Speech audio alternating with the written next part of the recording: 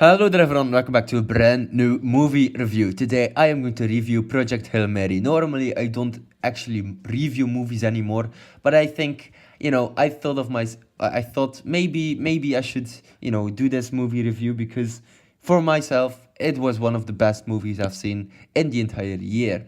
So what is Project Hail Mary all about? It is a 2026 American science fiction adventure film produced and directed by Phil Lord and Christopher Miller. They obviously made the Lego movie, which for me it is, I think, a very cool, I suppose, connection to the Lego movie because I love the Lego movie growing up. 2014, I just, that was my favorite movie and still is one of my favorite movies. And obviously, Phil Lord and Christopher Miller also made the Spider-Verse movies. So anything they make is kind of really cool and very, very entertaining. So there you go. It's written by Drew Goddard, based on the 2021 novel by Andy Weir, who also wrote The Martian. It stars Ryan Gosling, who also produced the film alongside Weir, Srenda Huller, who plays Strat, right? Madame Strat or Eva Strat, right? We have James Ortiz and Lionel Boyce. James Ortiz does the puppetry for the Rocky character, so there we go. The film follows the story of Ryland Grace, a man who awakens on an interstellar spacecraft known as the Hail Mary, with no memory of how he came to be there. Obviously, throughout the story, he has kind of, I think it's the word is like memory loss, right? So there we go, and he obviously retrieves his memories throughout the story. So there we go. Project Hail Mary premiered in London on March the 9th, 2026 and was released in the United States by Amazon MGM on the 20th of March 2026. The film received positive reviews and has grossed 157 million, becoming the 8th highest grossing film of 2026. And obviously it had the biggest box office opening on a weekend. So there we go, which was the weekend of March the 20th. So there we go. Ryland Grace awakens from an induced coma on an interstellar spacecraft, initially erratic with retrograde amnesia. Grace discovers that he is the sole survivor of the three-person crew on board, and that he is light years away from Earth in a distant solar system. So there we go. Grace slowly remembers that he is an American middle school science teacher and former molecular biologist. Yeah, sorry, my English is not my first language, but whatever, man. I just love the movie. I also read the book, and I actually have the book here at home too. So yeah, I might talk about that for a bit. So there we go. Let's talk about the book for a bit. So as you can see, I have the book right here. Oh, the light is a bit let's dim the light. Yeah, there we go. Okay, this is perfect actually. So this is the book. I finished it in 10 days, which is quite doable, right? I think I started reading a bit and more frequently, so I finished it in 10 days, and this book is 500 pages long, so you can just, I can flip around a bit. So yeah, first of all, I really love this book. I think it's one of the best books ever written, because it's very, I would say, it's dramatic. There's a lot of suspense. Obviously there's one astronaut, so a lone astronaut. Obviously at the behind of the book says a lone astronaut, an impossible mission, and an ally he never imagined. And the thing is, with this book, Andy Weir also wrote The Martian. I haven't read that book yet, but I've seen the film, I think quite recently, actually a few days ago. So there we go. And yeah, it's a Barack Obama book of the year, so there we go. And to be honest, yeah, you should definitely read it. If you've seen the film, I think, I recommend you reading the book because it goes much more in detail and focuses on other things than obviously things seen in the movie. So for example, the Beatles used in the movie are much more detailed explained in the book, which obviously makes a lot more sense, right? There are 500 pages, more or less, to fill up with stories and information and things to describe obviously the things going on with Ryland Grace in the story, right? So there you go. I recommend you read this book. I have this obviously this book. There's also another one with the yellow and black cover, but yeah, this one is iconic. It's an iconic book, so I should really recommend you read the book, right? I mean, I didn't script this or anything. I just, go and read this book. It's goddamn awesome book. And obviously, it took me 10 days, but I heard people, a couple of other folks that I listened to on YouTube and watched on YouTube that, actually finish this book in one sitting, which is quite insane, right? For me, it took 10 days, and that was a long time. But for some people, just, flip through it, like, obviously, like, on a noon, right? Or maybe, I think if you were to complete it in one sitting, it would take you, like, 2 hours. Depends on how fast you read, right? So there you go. All right, great book. Let's let's continue with the review of Project Hail Mary, the movie. Let's go. So yeah, there we go. Obviously, Ryland Grace is I would say, a science teacher in a school, but obviously in the past, scientists observed the sun dimming, coinciding with the formation of an infrared line from the sun to Venus called the Petruva line. The dimming caused by a microorganism known as astrophage, Greek for star eater, exponentially increasing its population on the sun's surface, will result in a catastrophic global cooling of the earth within 30 years. German government agent Eva Stratt recruits Grace and other scientists from across the globe to study the astrophage. Grace discovers that astrophage is a single-celled organism impenetrable to any form of electromagnetic radiation, and that it breathes on Venus via the plant's carbon dioxide and energy from the sun. So yes, a lot of science gibberish, but whatever, it's kind of really cool.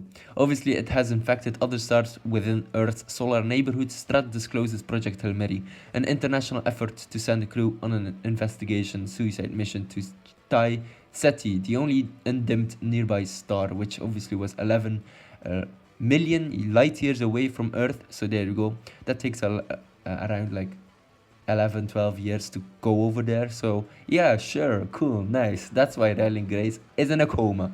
Very interesting, right? The Hail Mary spacecraft only has enough astrophage as fuel for a one-way trip, but will carry probes to send the crew's findings back to Earth, and they are also called the Beatles. And in the book, it gets explained why they're called the Beatles, because one of the scientists is a big fan of the Beatles, and these little probes are obviously called John, George, Ringo, and Paul. So yeah, also in the movie that was also explained, which obviously had a little needle drop by Two of Us from the Beatles, which is a great song in my opinion.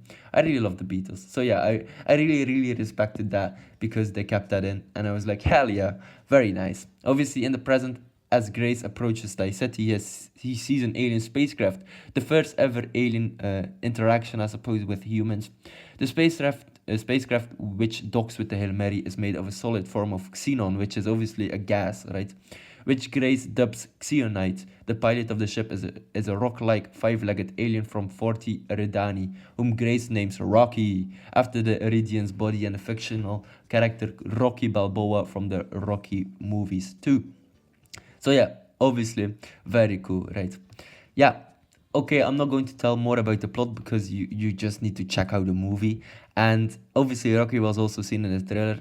In my opinion, Rocky was a big part of the book, and which, I would say was, I suppose, a kind of like a spoiler for people that hadn't read the book yet. Because Rocky was a big part in the book, exploring Rocky's backstory and why Rocky was there. And, the interaction between Ryland Grace and Rocky in the beginning minutes that they meet is very crucial.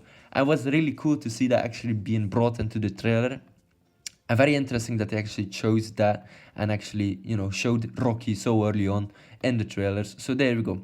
All right, let's talk about the cast. Ryan Gosling as Ryland Grace. The names are kind of similar, but Ryan Gosling, in my opinion, he's such a Hollywood icon. In my opinion, he's one of the best there is in the business.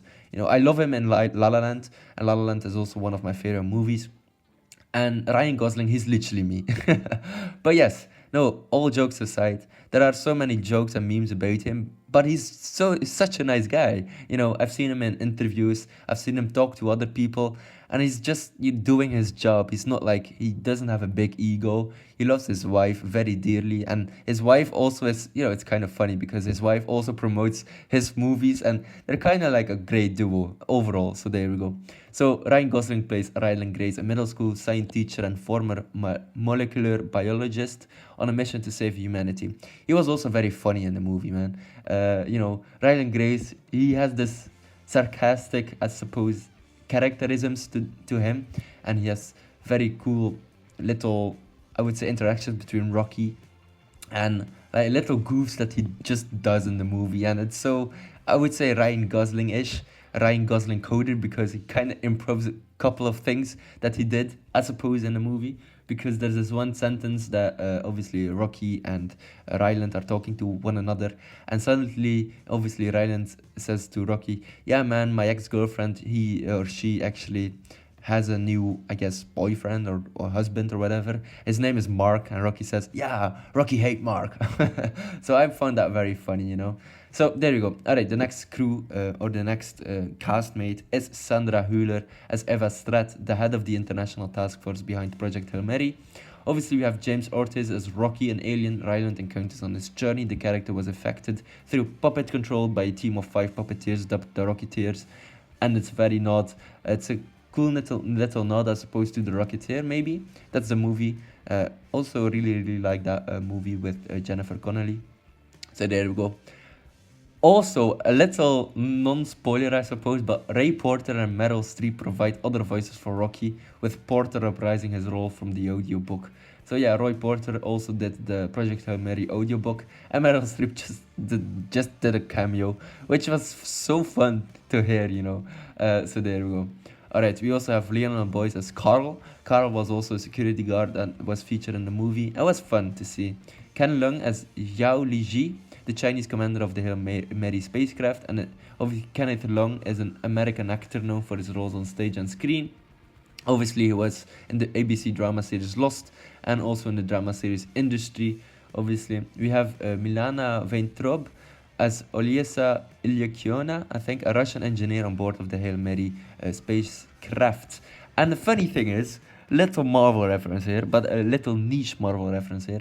Milana Weintraub, I think, she's an American actress, comedian, and activist. She began her career as a child actress and came to prominence for her appearances in AT&T television commercials and saleswoman Lily Adams from 2013 to 2016 and since 2020.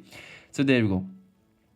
Obviously, she also played Squirrel Girl, which is kind of a very, very niche Marvel reference. But yes, she played Squirrel Girl, and Squirrel Girl is one of my favorite Marvel characters, I suppose. So yeah, very, very nice note to that too. And she is also the one who played her in a cancelled Marvel project. Yeah, no, I really want to see a Squirrel Girl movie or like a special. Could be really cool. But anyhow, I'm sidetracking here. So, obviously, in March 2020, Metro-Goldwyn-Mayer was nearing a deal to acquire the project, an adaptation of the then upcoming Andy Weir novel Project Hail Mary, with Ryan Gosling set to star and produce the film. The rights for the novel were acquired for $3 million. In May 2020, Phil Lord and Christopher Miller were hired to direct and produce the film. Due to Lord and Miller being unable to work on the screenplay themselves because of commitments to Spider-Man Across the Spider-Verse, Drew Goddard, who previously adapted Weir's The Martian into a feature film, was hired to write the screenplay next month. In April 2024, Amazon MGM Studios, which acquired Metro-Goldwyn-Mayer in 2022, announced a possible 2026 release window for the film. In May 2024, Sandra Hüller joined the cast of the film with Greg Fraser, hired as a cinematographer. Greg Fraser also was a cinematographer for The Batman, and I think was also the cinematographer for Dune Part 2. And, he is an absolutely fantastic cinematographer. Greg Fraser, holy shit. Just keep an eye on him coming up in the future, because he's an absolute icon. So there we go. So, okay, I've seen the film now. I've read the book. And in my opinion, because I've read the book, the movie felt very, very quickly. It went through all the things very fastly. Maybe that's just me because I've read the book and, know what's going on, right? But I think I need to rewatch this film for a second time to actually, get into it more. But obviously, overall, this film is absolutely great. And I also saw that there were also early talks for a sequel, which I don't mind. Project Hail Mary 2 could be awesome to see. So yeah, Rocky and Ryan Gosling back. And there were also great little, I suppose, commercials for like different cinemas throughout like America. And there's this one for a Fandango where Ryan Gosling and Rocky had this little interaction between them. And Rocky is so funny, you know. Rocky, you know, in character, obviously Ryan Gosling, not really. Rocky just says, yeah, I am going to buy tickets for the Project Hail Mary movie with Ryan Gosling money. And I found that so funny.